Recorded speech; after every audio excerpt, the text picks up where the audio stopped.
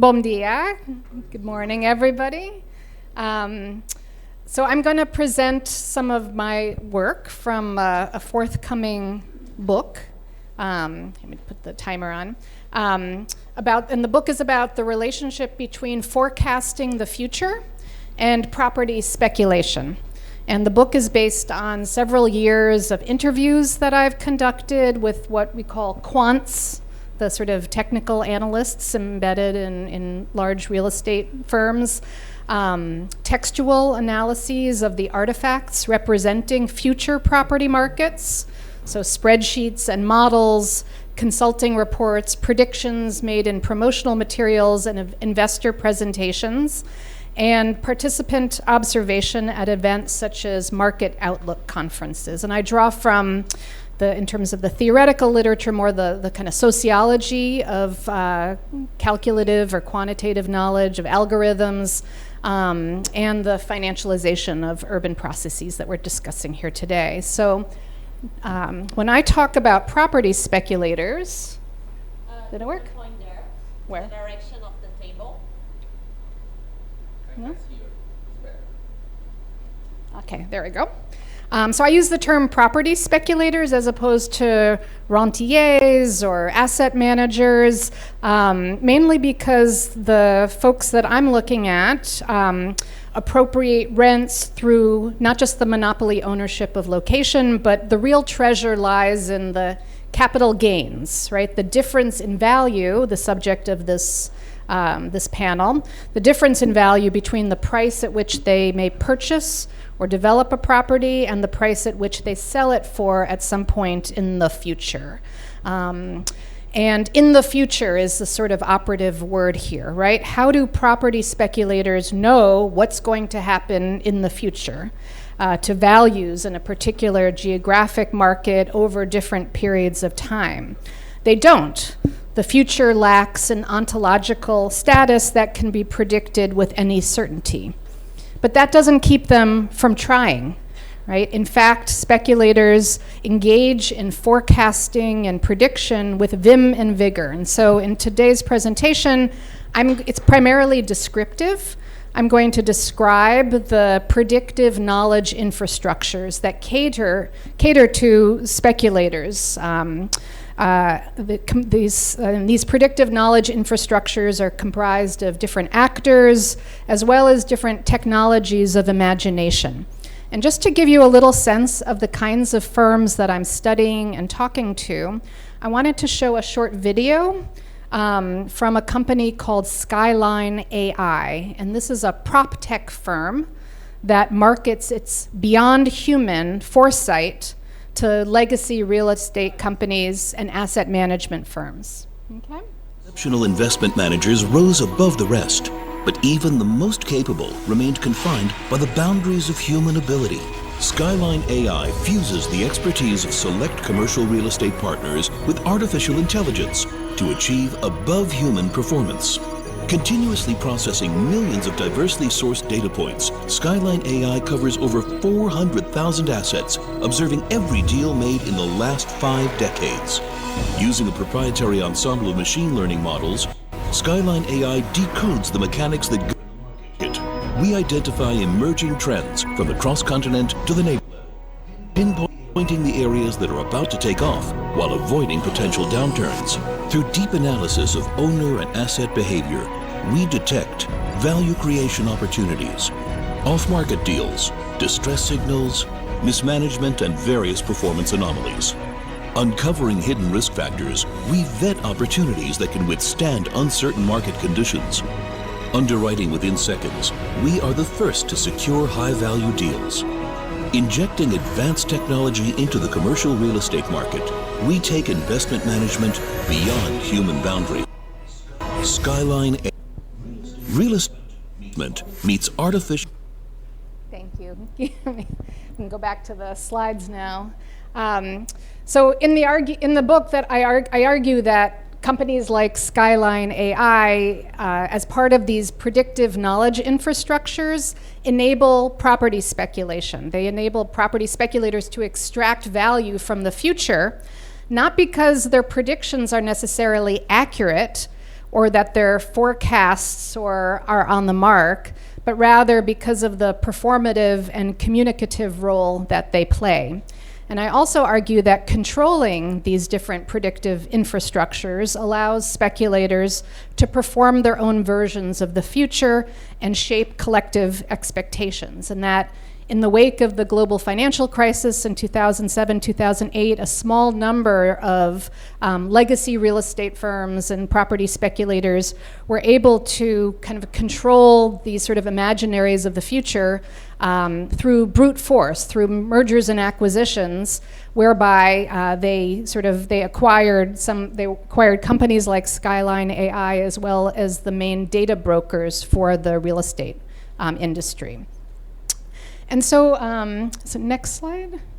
So this is, and again, I can hear you laughing a little bit, right? So Skyline AI is saying that they're so good, that their AI, their technology is so strong that they can anticipate when assets are about to hit the market, often before the sellers know that they are about to sell. So they're sort of promoting their beyond human types of their expertise.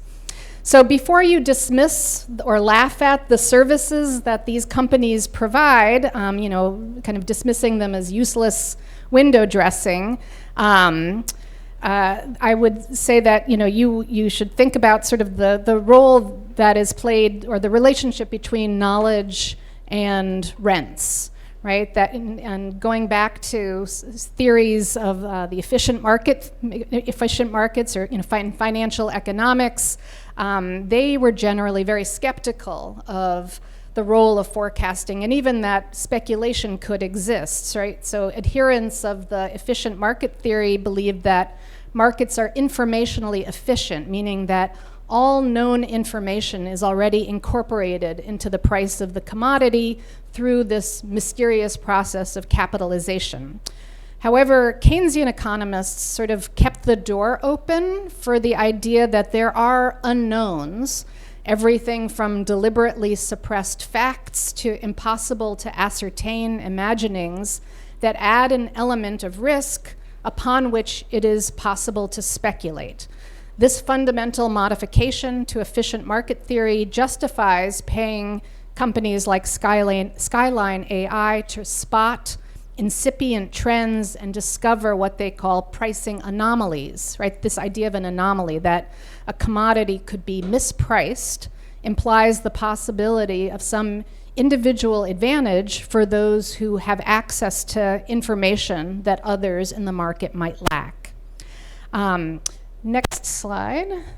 So regardless of whether forecasting expertise is responsible for correctly guessing, or whether expertise simply projects a sense of agency over infinite possibility, there's a sort of the field of the future is very crowded with projections and prognostications and plans, and these kinds of knowledge or expertise, I argue, allow speculators to charge a premium for the investment advice and services that they offer. And we have witnessed this a proliferation of new data platforms and computationally generated predictions that cater to the real estate industry's unquenchable thirst for information. So underlying all of these sort of real estate futures, next slide, are models, algorithms, data. Some models are increasingly complicated and probabilistic, like Monte Carlo simulations or agent-based ones, but most of the valuation models are relatively simple. They're discounted cash flows and hedonic regressions, things that you could basically do on Excel, and models that have been around for a long time and involve a lot of, as we know, subjective judgment about the kinds of assumptions that we embed in those models. What is new, next slide, and more automated is the data that is fed into these models. So data has become more granular, more frequent, and more voluminous, partly due to data scraping codes and algorithms that endow every function of a building now with calculation. So your comings and goings, how many times you turn the faucet on, can now be surveilled and quantified.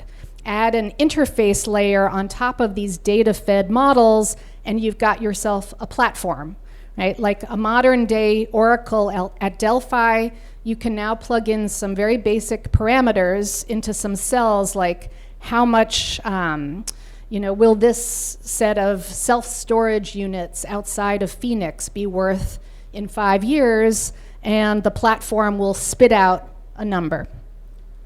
So today, and I will be quick, this kind of future knowledge is produced, next slide, in a variety of different contexts.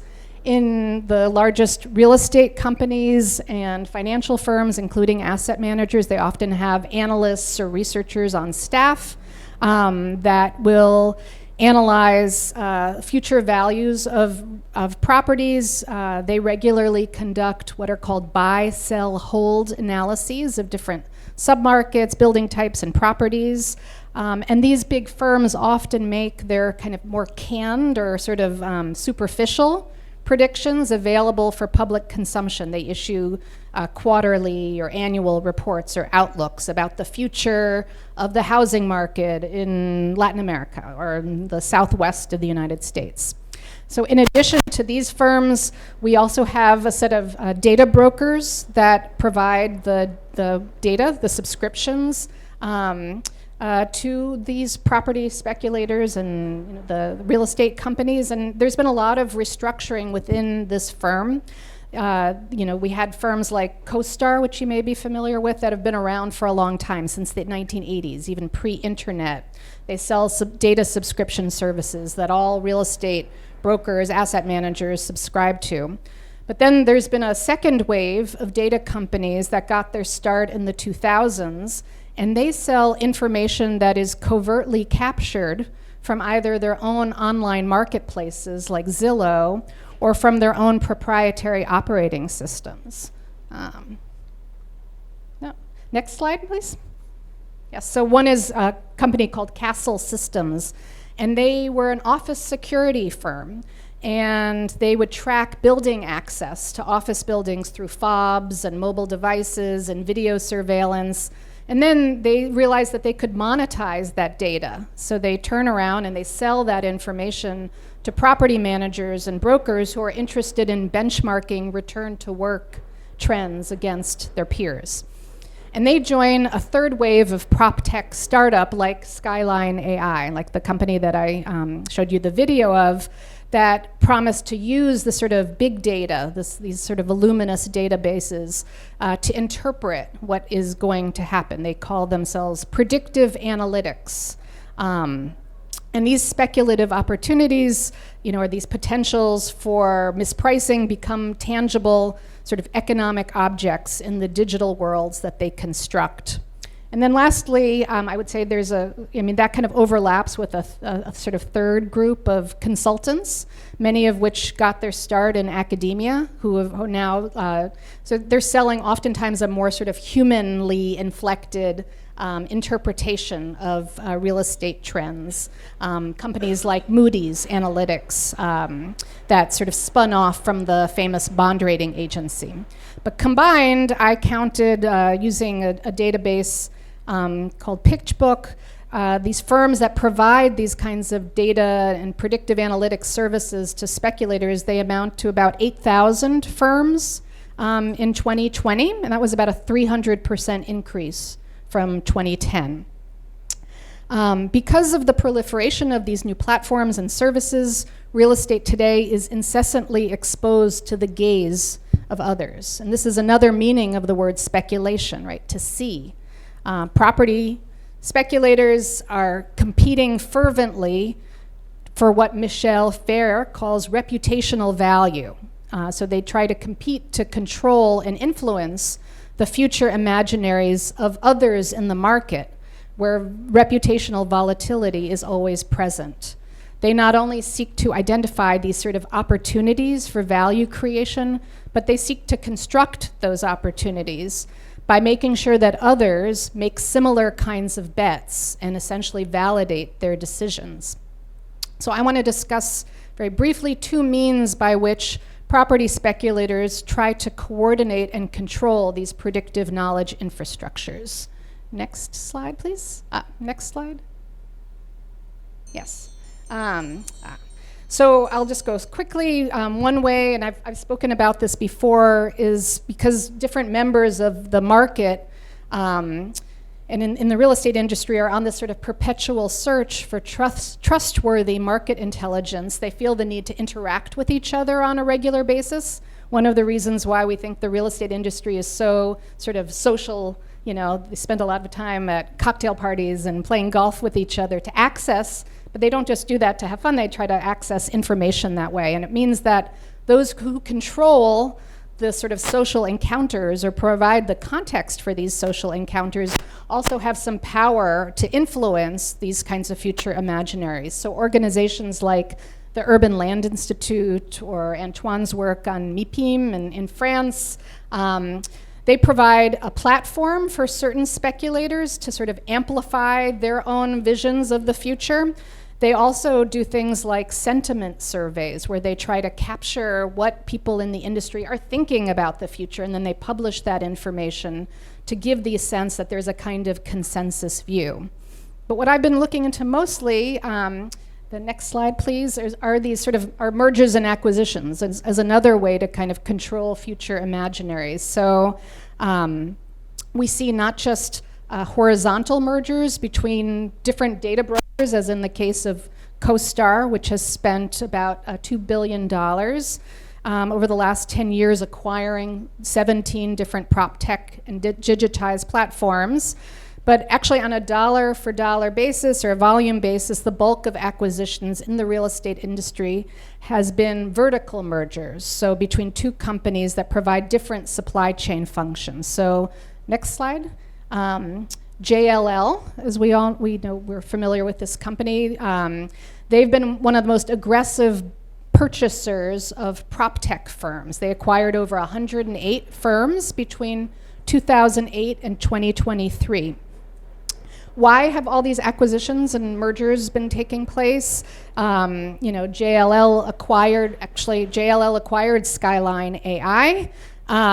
It said because it wanted to acquire their proprietary technology. They wanted to be able to, offer their clients more opportunities for value creation. They also wanted to increase their earnings. They wanted to, expand their geographic footprints and kind of move into areas that they previously had not been known for. It's relatively inexpensive once you've created the platform or the models to serve each additional customer. So they saw this sort of value creation opportunity as a good one. And then to these conventional explanations, I would add that there is a new financial vehicle that appeared on the scene right when this was all taking place, these mergers after the crisis, which is the Special Purpose Acquisition Company, a SPAC, S-P-A-C, that allowed REITs and firms like CBRE and Tishman and Simon to basically acquire these small prop tech companies, acquire their technology, and then sort of turn around and sell them to someone else. All of these factors have raised the prices that these firms charge their clients for their products and services. And that may not be of much concern to us, but I think what is of a concern is, next slide, just to finish up, next slide, is the fact that, kind of like what we were talking about yesterday, that a company like JLL with, close to $100 billion in property under management can coordinate the behavior of much larger markets and can occasionally cross that border into collusion. And indeed, there have been a spate of lawsuits against these real estate speculators and real estate data firms, alleging that the data products that they're selling have enabled property speculators as landlords and operators to engage in price fixing. So CoStar has recently been hit by a class action suit claiming that these data products allowed several hotel operators to artificially boost room rates Yield Star, this is a slide shows here, is owned by data broker RealPage, was the subject of an antitrust lawsuit filed by tenants accusing the company of enabling landlords to raise rents by showing them inflated comps and opportunities for value extraction. So just to conclude, Cornelius Castoriadis argued that imagination is not fiction or fantasy, but rather, he said, quote, an exorbitant ontological privilege. Real estate speculators have acquired this privilege through their communicative acts and their anti-competitive behavior, and it has allowed them to bend the production of future values around their own positions. Thank you, and sorry for going over.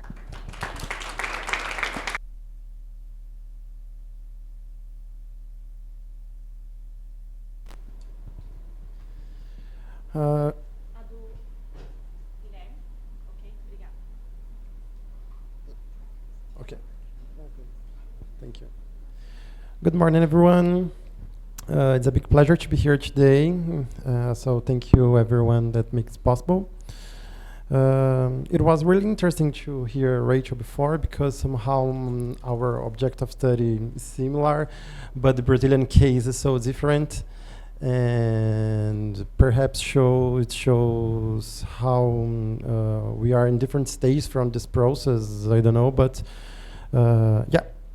So today I will present some of my research finds in my PhD study conducted at the University of São Paulo under supervision of Professor Lúcia Chimbo.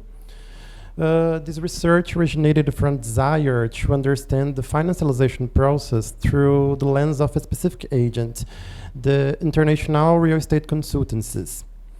However, it involved into an investigation of real estate valuations specifically, and more broadly into what I term financialization's work, borrowing the expression from Yves Chiapello.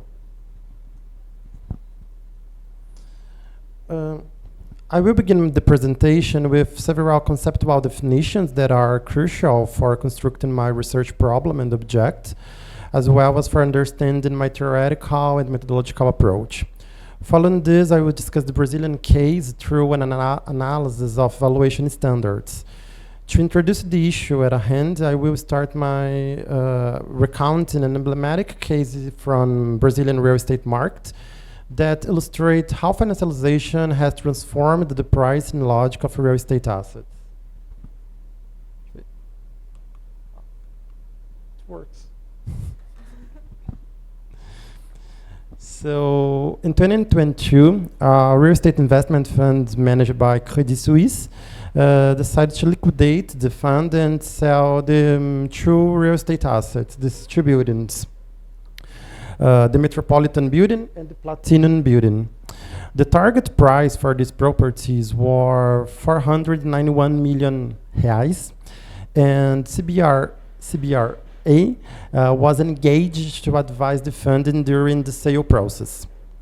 After 4 months of marketing, Credit Suisse announced that the highest offer received was 450 million reais, which was 41 million below the target price. Consequently, the sale process was finished because the target price was not achieved. And in interviews that I conducted with some of the main shareholders of this trust, Brazilian real estate asset, RBR asset name, declared that he voted against the sale because he believed that the valuation is below what the assets deserve. The guy further stated to me, we are convinced that the square meter of this property should be worth at least, the value of this property at least 490 million reais. Selling below, that would mean I'm leaving potential returns on the table for our investors, and we prefer to postpone the sale to achieve a better price. And he justified by arguing, in a year or two, when the NTNB rate is a direct treasury bond here in Brazil, dropped somewhere around 5.5% to 5%, with the fall of the Brazilian interest rates, the square meter of this fund should be worth at least 45,000 reais. So After all this process of trying to sell this building, Colliers, another in real estate consultancy, value these two properties, and the result of this value is 12% higher than the target price. So this highlights a contradiction. How did the properties increase in value by 12% if no buyer was willing to pay this amount when they were put for sale?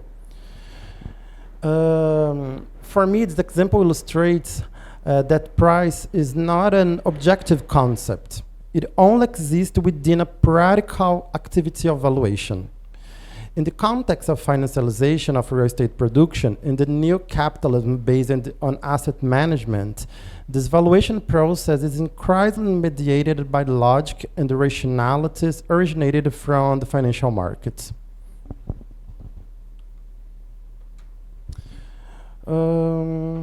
So, I begin with three conceptual definitions that guide my theoretical and methodological perspective. Are they?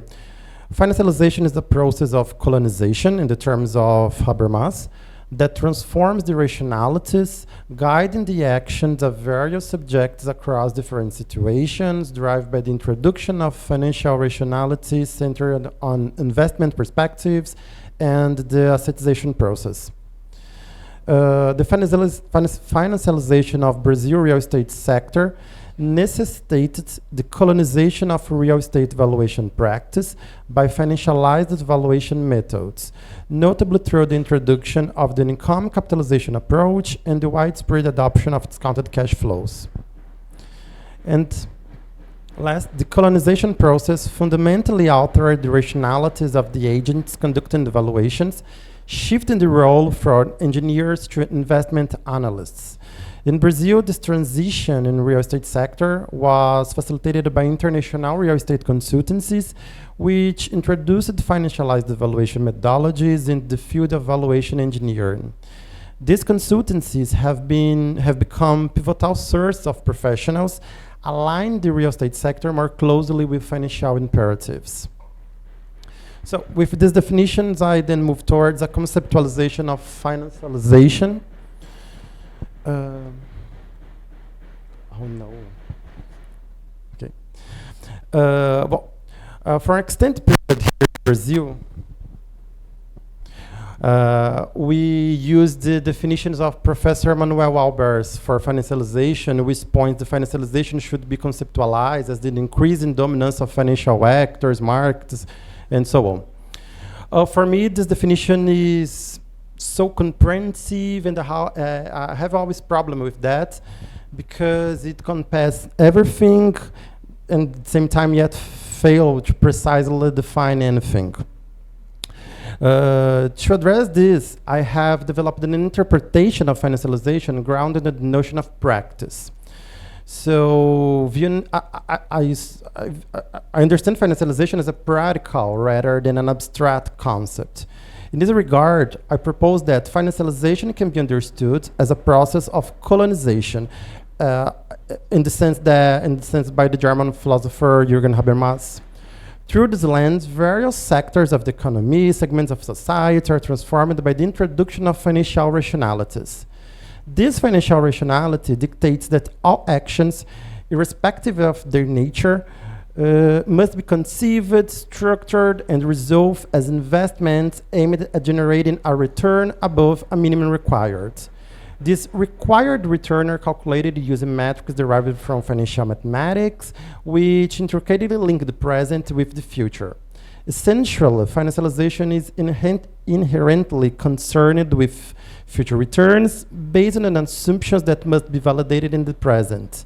Consequently, financialization does not merely influence the present, it actively shapes it, thereby imparting a performative character to the process.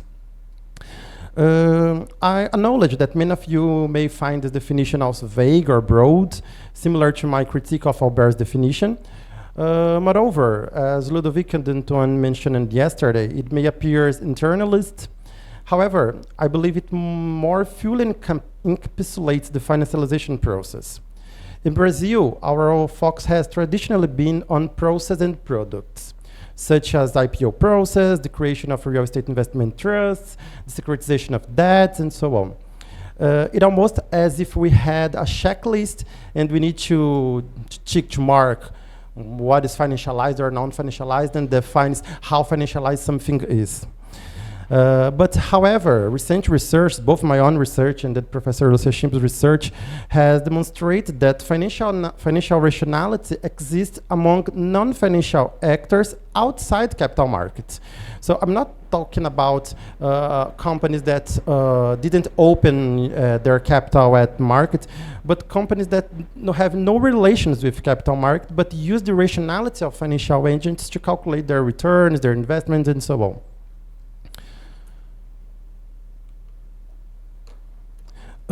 So based on this definition of financialization, I pose the question: how much is a property worth, or how much is a property value?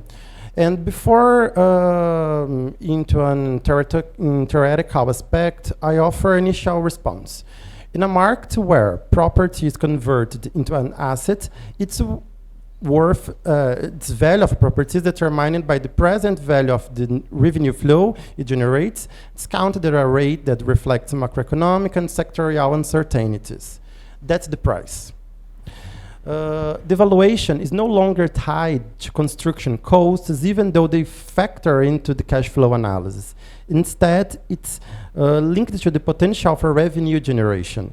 Consequently, we no longer have an objective measure, such as construction costs, defining the price. Rather, the price is derived from a projection based on assumptions about an inherently uncertain future. Therefore, the price becomes an abstraction, highly creative and performative, since assumptions about the future must be implemented in the present to realize the future value. I don't have many time, so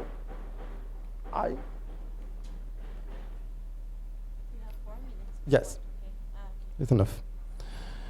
I had a theoretical discussion, so I advanced to the Brazilian case. It's more interesting. So,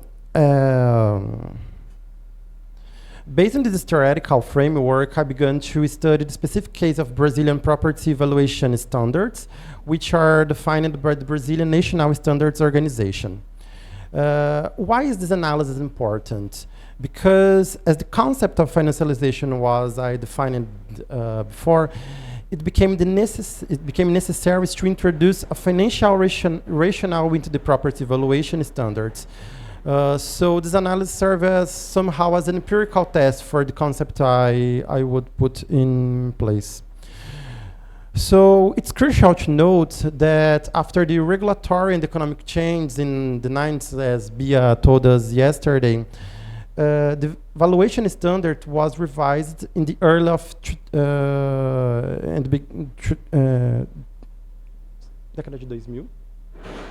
2000. Thank you.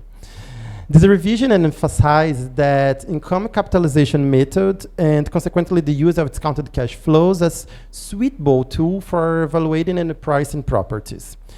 This temporal correlation is significant, highlighting that the standard dealing with the income capitalization method was the first to be revised after that change. Additionally, in the early of 2010s, a noteworthy event occurred. The Royal Institution of Chartered Surveyors opened an office in São Paulo and began certifying professionals capable of applying the valuation methods endorsed by the institutions along with its standards of ethical conduct. The arrival of RICS provides credibility to a property valuation process increasingly required by global institutions and investors. So institutions like GIC, Brookfield, and BlackRock may not be familiar with local Brazilian appraisers, but they recognize and trust CBRE, JLL, Cushman, and Colliers. They trust that even in a peripheral country, the appraisal process is reliable, as the professionals from these companies and the companies themselves are accredited by a widely recognized institutions at Global North. So, what I did, I analyze all the Brazilian valuation standards use 4 categories: qualitative principles, quantitative principles, need, and context. So the qualitative principles in the first Brazilian standard, the market was characterized by perfect competition. They listed a limited number of real estate properties that are able to be evaluated. In the income category, as a peer just mentioned it. In the revised evaluation standards in 2001, the market is characterized as imperfect, encompassing 5 distinct market structure: perfect competition, monopoly, oligopoly, monopson, and oligopson. And there has been a significant increase in real estate assets able to be evaluated, showing us that everything that can generate a income stream could be converted into assets. In quantitative principles, the previous norms are concerned into comparative methodology and cost methodology, and the revised norm dedicate a whole chapter for the income approach. The need for the first norm was related to property price, particularly for experts and judicial cases. And the newest evaluation standard was related to the necessity of financial actors pricing their assets. And the context. And then the first norm was a necessity to prove that pricing is a technical activity into the engineering field. And the newest evaluation standard is related more to the idea of a neoliberal economy and the financialized economy and the necessity to pricing these assets under management for financial actors. And in order to finish my presentation, is still missing an agent in this process, because we reviewed the evaluation standards, but who will apply this evaluation in the professional practice? So here in Brazil, and this is my hypothesis, the international real estate consultancies played a crucial role. So CBRE, JLL, Cushman & Wakefield, and Colliers was not the place where the professionals work, but it was the place where these professionals are formed in an educational ways. So for many times, our real estate sector here in Brazil was connected with the idea of construction. So it's a field for engineers. We need to understand about bricks, steel, construction, structure, and so on. But with the financialization of the real estate production, we need to create a professional that could manage these technical aspects for constructions with the rationality of financial marketing in order to put all this, the mathematical from financial sector in use for this specific production. So to finish, I quote an interview from a director at a real estate company, an international real estate company, and she worked.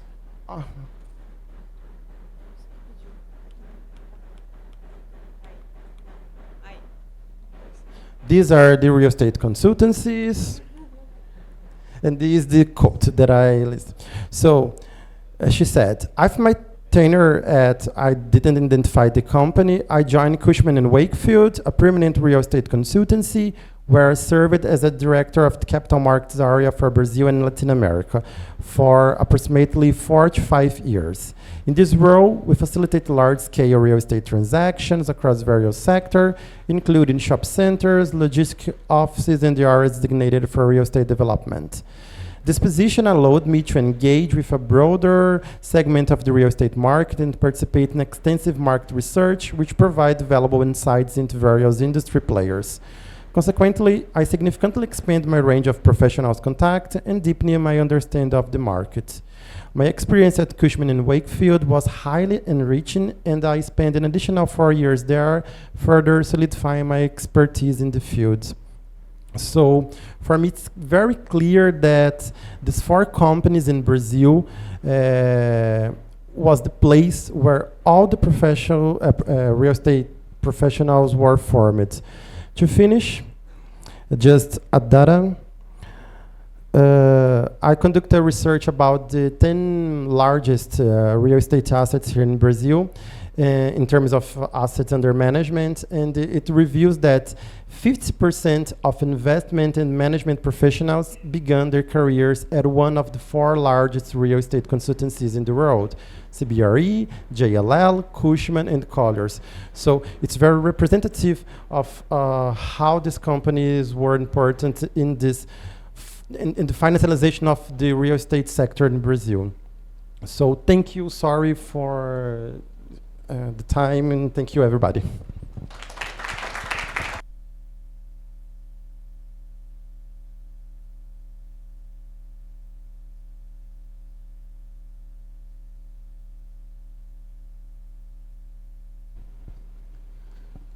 So, good morning. My name is Daniel, and this presentation is called The Materiality of Real Estate Investment Trusts Analysis of a Building as an Asset. And it is the result of an exercise proposed by Professor Lucia after the network's last seminar, when Professor Rachel shared a paper called Building as Financial Assets, written by her and René Tapp, in which they approached the analysis of a building in Chicago as an asset of a REIT. So Professor Lucia invited me, Daniel França, and Barbara Vizioli, 2 undergraduate students at USP, to take the paper and see if we could adapt its ideas to the Brazilian context as an exercise, since the 3 of us approached architecture design in our individual research, and because the paper is a great way to introduce finalization into architecture and urban planning. In the paper, Rachel and René observed that financial strategies and techniques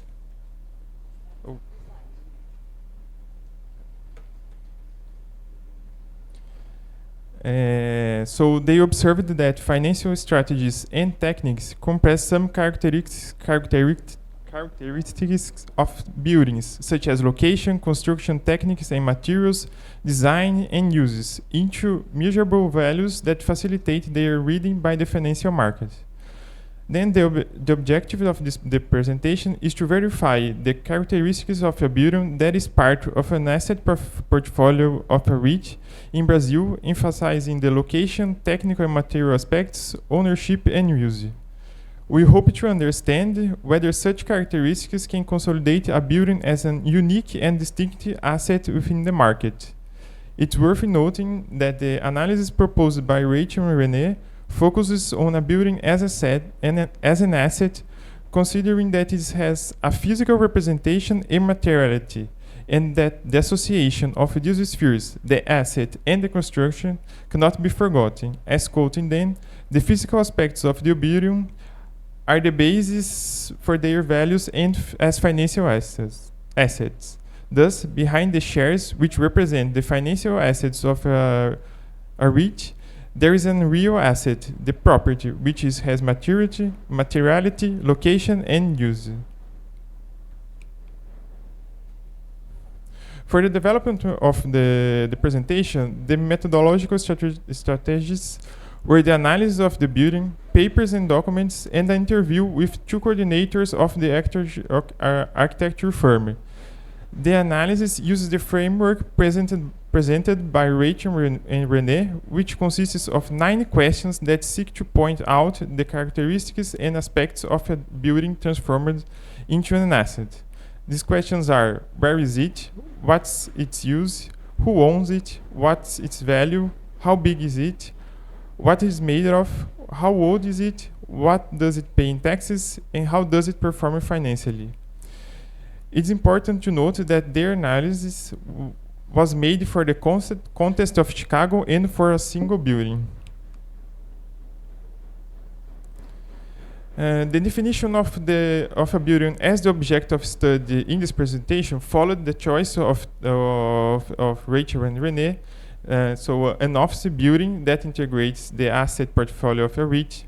And we also set the criteria for choosing the building, the participation of an architecture firm, and the presence of a green building certification. This because we wanted to understand how these two factors influence the value of the building.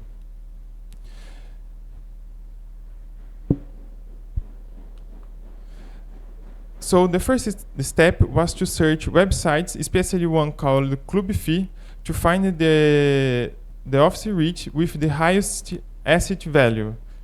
The two largest in July 2023 were the BTG Pactual Corporate Office Fund, managed by BTG Pactual, Serviços Finanças, and the second was the CSHG Real Estate, managed by Credit Suisse. We then surveyed the assets of the REITs, looking for the participation of architecture firms, environmental certification, and also the location and relevance of the buildings. Considering the information found and the presence of a building signed by a Brazilian architecture firm, the HGR11, the REIT managed by Credit Suisse, was defined for the first analysis, focused on the characterization of the assets. The HGR11 is made up of 19 real estate assets located in 6 cities: São Paulo, Rio de Janeiro, Porto Alegre, Curitiba, Barueri, and Taboão da Serra. As you can see in this table, 2 buildings have a greater amount of information available and also have an actual firm that designed the building, the Jatobá building and the Berrini 1 building. And furthermore, both were published on electronic portals specialized in architecture and urbanism, and Galeria de Arquitetura and Arquidaily. Regarding environmental certification, only the Berrini 1 building has the LEED Gold seal, and also it's a AAA building. So based on such data and information, the Berrini 1 building was defined as the object of analysis. So these are pictures of the building. The actual architecture firm is Aflalo Gasperini, which has over 60 years of experience in projects in Brazil and abroad.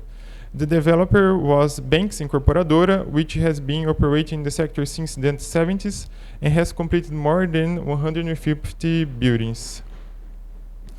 So starting the analysis based on the framework, the building is located in the junction of Avenida Berrini and Avenida dos Bandeirantes, in the center business nucleus of São Paulo, in which area included we have a concentration of REITs. The building is close to the airports of Guarulhos and Congonhas, to Avenida Faria Lima, also an important address for the city's commerce and financial center, subway stations, shopping malls, and parks. Another important fact is that beginning in 2001, the region underwent a number plan called Operação Urbana Consorciada Água Espraiada, leading to a quick transformation in the area, with townhouses, warehouses, and small workshops being replaced by office buildings. So it's another photo of the region.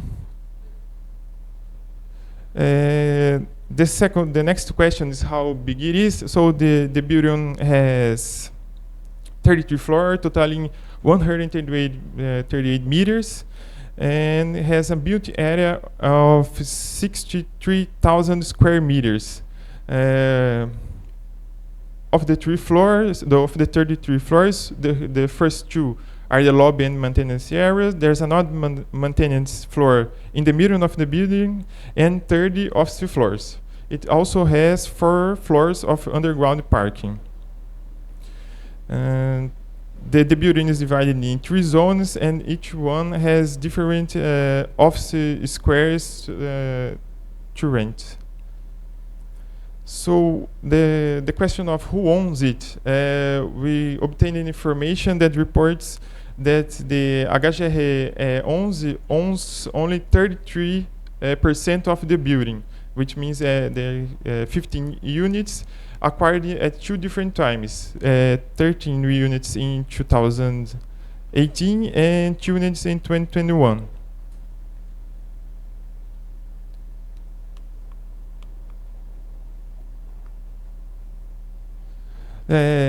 The only use of the building is offices, and within the units belonging to the REIT, we were able to identify the following tenants: Travelers Banks, Fragon, Generali, Constructa, and Fiat Chrysler. Fiat is one of the main tenants, occupying an area of more than 1,000 square meters, and they occupied the offices that were last acquired by the REIT. And here we can make an initial link with yesterday's afternoon when when it was mentioned that the trust also invests in tenants. So to the question what is its value, the 2022 annual report issued by the manager indicates that the value of Berlin 1, referring to the units owned by the REIT, is 207 million reais, or $38 million. And to the question, what is made of? Concrete was the main used as the main structure, and the facades have a metallic structure with glass. The finishing materials in the lobby corridors and bathrooms were chosen primarily for their durability. In the offices, there are raised floors and lowered ceilings, which allows for both easy maintenance and changes according to the needs of the tenants. In addition, the building has ventilated facades and uses terraces as solar protection. These strategies, such as the use of natural lighting and proximity to public transport, ensured that the building was LEED Gold certified. So how old is it? The architecture project for the building began in 2007 and was completed in 2009. Construction began in 2010 and took 4 years to complete. In 2018, the trust made its first acquisition, and in 2021, the second. How much tax does it pay? The only tax we found was the urban property and territorial tax, PTU. In 2022, it was approximately 175 reais by square meter. And it's important to note that São Paulo city's law offers up to a 12% discount for buildings that have LEED certification. So here we can also discuss LEED as a way of reducing costs for tenants and increasing income for investors. So how does it perform financially? As HGR 11 is made of several real estate assets, the financial performance results are presented for all the buildings and not individually. The report presented in March 2023 shows that Berlin 1 represents approximately 7% of the REIT revenues in the first 3 months of 2023. So this, by this count, the percentage presented Berlin 1 has an approximately monthly revenue of $680,000 reais. Sorry. In conclusion, the highlighted questions could be answered completely, as the necessary information and data were available on web pages that deal with the building and the REIT. The other questions were answered, but with some limitations, because the REIT only owns 33% of the Berlin 1 building, and that is, the analysis was carried out only for that part of the building. If you look at the building analyzed by René and Rachel, we can see similarities in the location, the choice of materials, the type of tenants. But we can also see difference. The first one is related to the ownership of the building. So I see in the Brazilian case, just one part of the building belongs to the trust. And the second difference is about the architecture design, since the Chicago building design was completed quickly as a way of avoiding changes in material prices, and the Berlin one design took almost 2 years to complete. When we started the research, we hoped to find a building that had been designed and built for an REIT, but that's not the reality in most cases in Brazil. In other words, the REIT buy part of the building after they are occupied, ensuring greater income stability. Even though we could see, quoting Rachel and René, that buildings as assets move with some freedom through the financial market, at the same time that the structure, materials, finishes, and equipment remain fixed in the urban space, establishing two spheres of understanding the same object. And to finish this presentation, it's our future research agenda to propose an adaptation of the framework to the Brazilian context, especially in trying to understand the aspects of the transformation of a material asset into a financial asset, and also to think the role of architecture plays in the production of buildings that are assets of REITs. As we can see in this slide, the 7 buildings are part of REIT portfolios, and all were designed by the same architecture firm, Aflago Gasperini, showing that the architecture is playing a role. And the questions are is architecture being compressed into measurable values? If you consider yesterday afternoon's presentation, we can say yes, but now we are interested in understanding how small is the role played by architecture in development of these buildings. Thank you.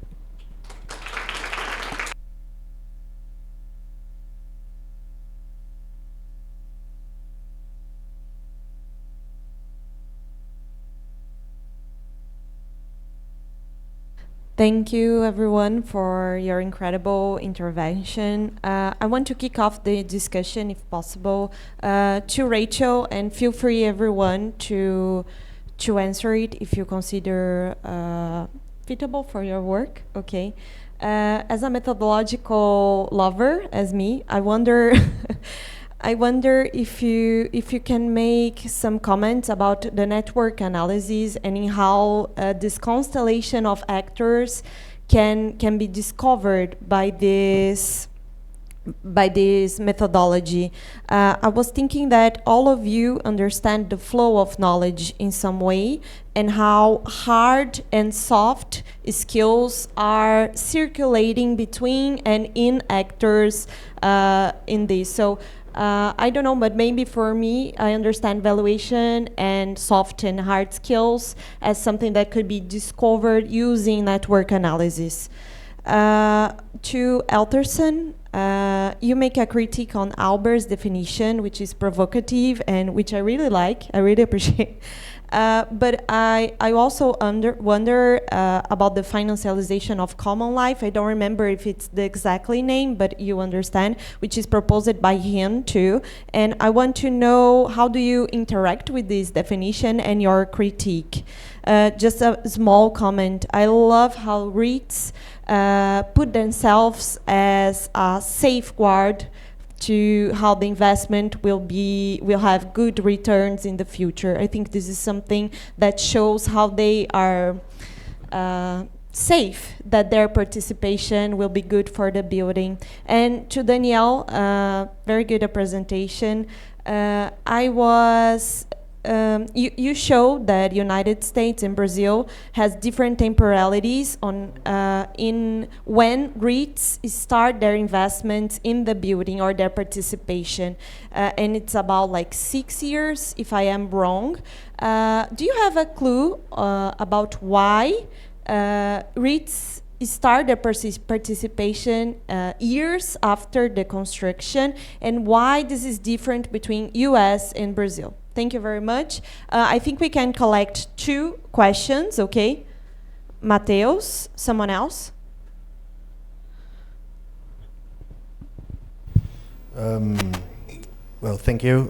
Very relevant presentations this morning. I've got a Marxist questions for Helterson. Helterson, I believe the discussion you brought about property price and valuation is crucial to have in mind when you talk about financialization, because it reminds us that even if city building is as financialized as it is, the building activity still produces value exclusively from labor.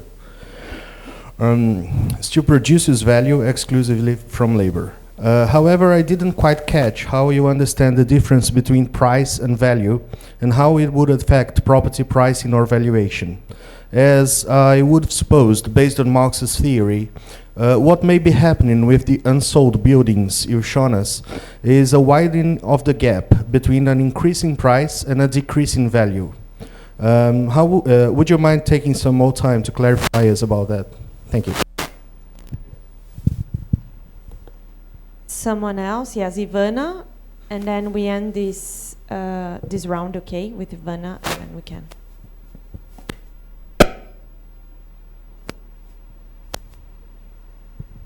Thank you very much for your presentations.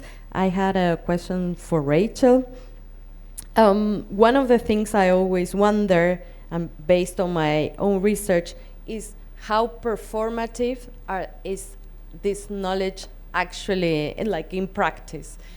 I know this is a hard question, but for example, in my own research, I saw that all the developers consume this type of information, pay the fees, have access, but what they have said is that they don't read it, they don't look at it, but what was crucial for them was the WhatsApp group of the Chamber of Developers that they would read every day, and the in-person meetings where I hardly believe they construct like a shared knowledge when they meet among each other, when they share coffee. As you said at the end of the presentation, this part was crucial. So I was wondering if there is a way, or what have you seen in your own research, if there's a way to measure like sort of the actual impact. Of course, these are rationalities, this is a language, this is a shared cognition, a way of seeing things,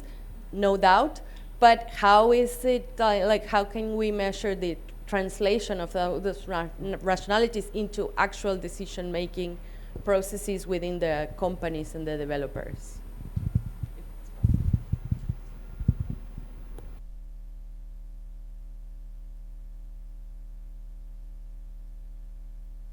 We can start. Who wants to start answering? So I will start with Rachel, please. Ladies first. Thank you. Yeah, I would love to do a more,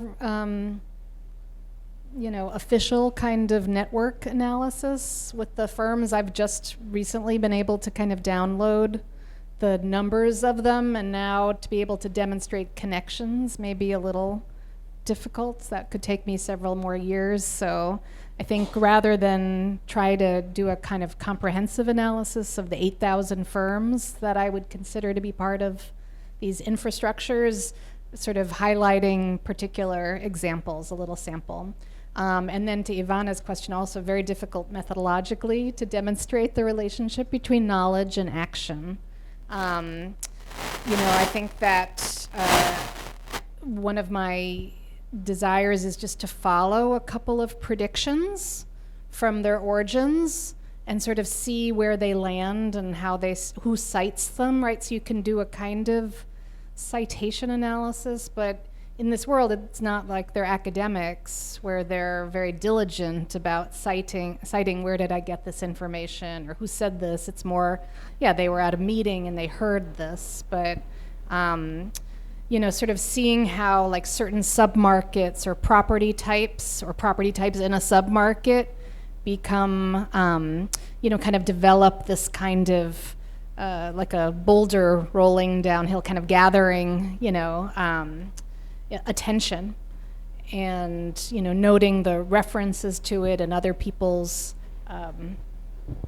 outlooks. So this kind of cross-referencing, and then that may be like part of that attention economy, but then it's also then measuring subsequent to the articulation of a prediction, what happened in terms of investment in that particular area. But I think these are all imperfect kinds of methods, and that's why so much of this particular project is a little more qualitative and sort of sample based. But I would love it if somebody who is more methodologically or quantitatively adept could come up with some sort of methodologies for being able to sort of identify the sort of movement of these ideas across a particular market. I think that would be great. It may not be me.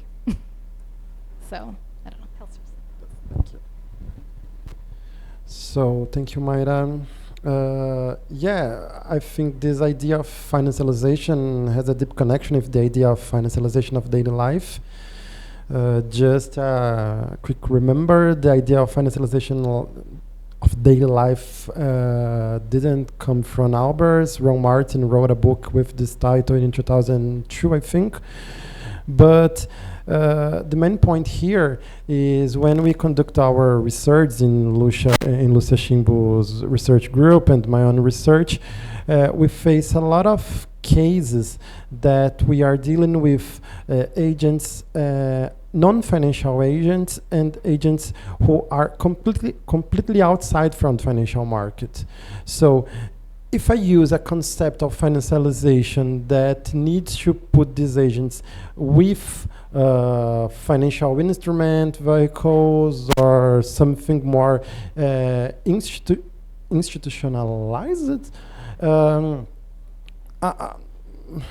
I can understand this other process and these other agents. So I need to understand financialization through the lens of rationality. For me, makes sense, and I can understand and justify a lot of things that I identify empirically. For me, it's that the point. Mateus, we have a problem here because I don't mobilize Marxist theory. So we are discussing in other bases. The idea of price of production and all this discussion, I can discuss about this because I mobilize another theory. I think price is something abstract and only exists in the practical activity of valuation. For me, is that. The idea of value, range theory, for me, is I don't mobilize these ideas. So we can discuss this, but I think we don't have time now, and if I discuss this in English, I will look like a silly student. But just to answer you, I'm not mobilizing Marxist theory. My idea of price is an abstract thing, and it only exists through the valuation process. And the valuation process is a very creative process, and it depends from the agent, the methodology, the time, the assumptions, and the idea of the future that the agents have. So yeah, I think it's that. Thank you. So, Maira, I don't know. I only have the clues that I from the readings and the interview. That I think that the thing that you said, the safety of the investment for the Brazilian is very important, and I think the growth of investors is especially individuals is very recent, so in Brazil too. So I think these factors can be clues to this difference between the times of the acquisition of the buildings by the trusts.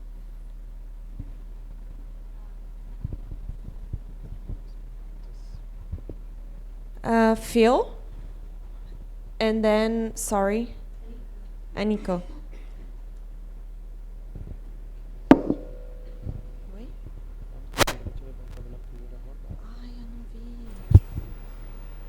So great presentations, thank you very much. Helterson, I Loved your historical take. I think that's a very, there's a lot of strengths there. I'm sort of curious, you essentially start in 1989, and I'm curious just, obviously the notions of price and value don't emerge out of nowhere. There's a lot of American historiography around value and finance that goes back to slavery, for instance, that discusses kind of the emergence of valuation processes out of chattel property linked to slavery, insurance markets, for instance. I'm curious in the Brazilian context, if you were to do that kind of historiography, where would it go? And for instance, in areas such as contestation over family estates, right, where inheritance gets picked up by court, how does valuation work in those historical frames, and in what ways does it morph into the kinds of works that consultants do, or is that relationship one of tension or worth investigating? I don't know if you know Jonathan Levy's work on the history of profit, an American historian at the University of Chicago. That may be an interesting baseline. Obviously, he's writing in the American context, but his approach, I think, might be a very interesting methodological one for you to look at. And I guess the question, right, and I'm with you in terms of not wanting to get mired in kind of the Marxist theories of profit, but the question of what actually is the sociological content of profit, if it's essentially in a kind of an internal conversation among consultants. How can we use it then, and in what ways should we use it to understand the production of the built environment and sort of the dynamics of and the contradictions of city building at the current juncture? Danielle, loved your application of the building as asset framework. Very interesting. I wonder if you know Sarah Knuth's work on the sort of green building and sort of the extra ways in which the green turn in real estate has kind of added new frontiers to value, because it strikes me that sort of suggests there's a kind of classic approach to value that's rooted in monthly rents, in service fees, in tax and depreciation, right? The sort of classic approaches to profit that buildings offer up. But then there's also these kinds of new ways in which the materiality of the building become frontiers for financial returns. Zach Taylor has done similar work on insurance, and I think that may be actually a really interesting and fruitful avenue for you. But I guess my question is, your architectural background, right? Assets don't exist in isolation, so every new building that comes online in some ways changes the terms of valuation for the buildings around it or the buildings in similar market segments. And I'm curious, from an architectural point of view, the buildings that you're analyzing, what do they do to the buildings behind them? Right? What do new architectural features do in terms of rendering older buildings obsolete or less desirable and less able to generate rent or financial returns?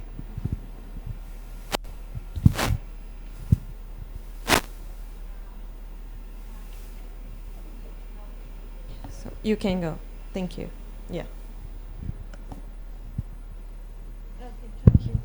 No, thank you for the presentation. I would have one question to all of you.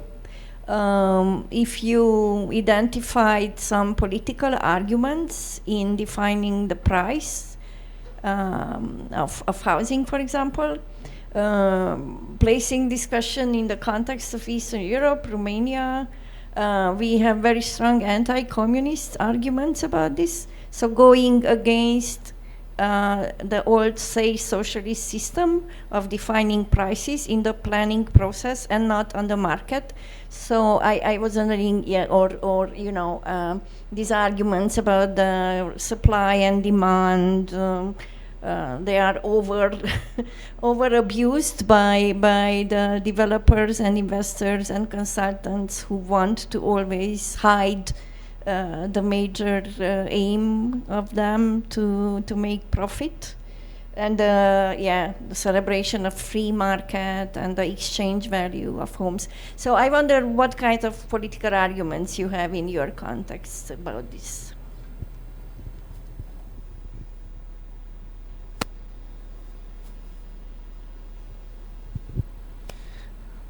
Okay, thank you to all of us.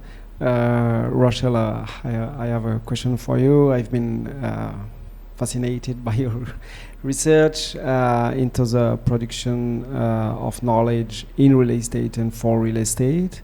And precisely, since you're interested by knowledge production, have you been also interested by the role of universities and especially real estate departments? Is there relationships between these firms and professionals and real estate departments, professors, journals, academic journals? Is there mainstream research in this field of proptechs, artificial intelligence and real estate? What are the circulation of knowledge between these two spheres? Is there new collaboration in university, for instance, with computer science departments and real estate? These questions. Thank you. Sorry, we have to finish our round, and I will ask you to be very briefly, if possible, okay? Who wants to start? Yes, Daniel? So, this is not my main research. So I am still in the master's program. So this is a new area to me. So if we look at the 7 buildings that are at the end, they all look the same, and they beginning in 1998 until 2010. And I think it's like some the global city language of the glass facades. That's the language of the buildings. But I'm talking about my research. That's about Minha Casa Minha Vida. I've studied some buildings that there's a building in the São Paulo center that is painted blue, and it's made by a big architecture firm. And I went to visit, and I saw that older buildings are starting to be painted blue. So there is some relation between these, but I don't know yet the answer. To answer Felix's question, yes, very close relationships, primarily between universities and property consultants.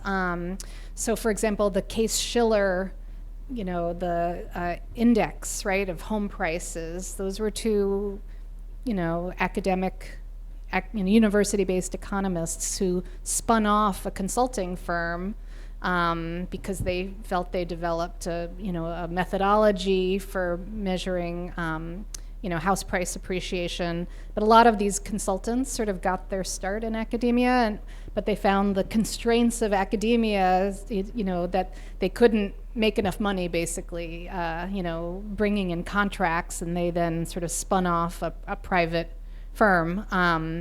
So that's very common, and then also in the computer science industry, that there's a lot of, our computer science field, a lot of graduates and faculty have been sort of scooped up by many of these firms. And at Urban Land Institute events, the people who are highlighted, other than the speculators with the most amount of capital or dry powder to invest in real estate, because how much money you have apparently makes you smarter, are academics, but mostly very much orthodox urban economists and real estate economists. And then to Annika's question, the politics, I would say, are one of kind of capitalist world building, that the future holds an infinite amount of treasure, right? And a kind of embedded sort of optimism, right? You don't hear, it's very rare to hear about the kinds of things that we are concerned about the future in terms of climate change, and it's more just that there are always going to be opportunities to mine, and that the future holds out some sort of possibilities that the present does not. So, Phil, sure, there is a historical construction evaluation here in Brazil. I used here just the official valuation standard, but the valuation history came from the late 19th century, and it began with the disappropriation. Yeah, disappropriation makes sense. Disappropriation, so the state needs to pay the compensation and they need to value the property. So it's the beginning of the valuation here in Brazil. But I used the first official valuation standard to build this table. About the production and the idea that you put me in terms of city builder and city production, for me, Marxist idea has a limitation because there is production and consumption, and the idea of management in an asset society is a little bit lost. So can manage the Marxist theoretical framework in order to explain the management phase. So for me, it's clear that we have a development or investment phase, and management phase, and then there's investment phase. So this management phase, I can understand through the lens of Marxist theory. For me, there is a limitation. I know there's some of you don't disagree with me, but it's I can mobilize the Marxist theoretical framework to understand this process. Marxists don't talk about assets. Political aspects of valuation, yeah, for sure we have, but the main point here, I think we are chasing the idea that financial market is the best locus to put their money. So I think now that's the main political aspects, you know. So the idea that the financial market is the better place. So for in the valuation aspects, so that and because of that, use this financial.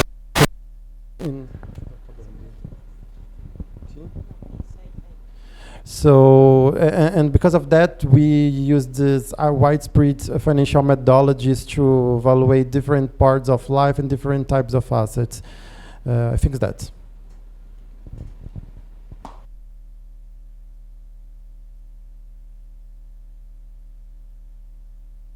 Thank you, everyone. Now I invited you to have a small coffee break. Thank you.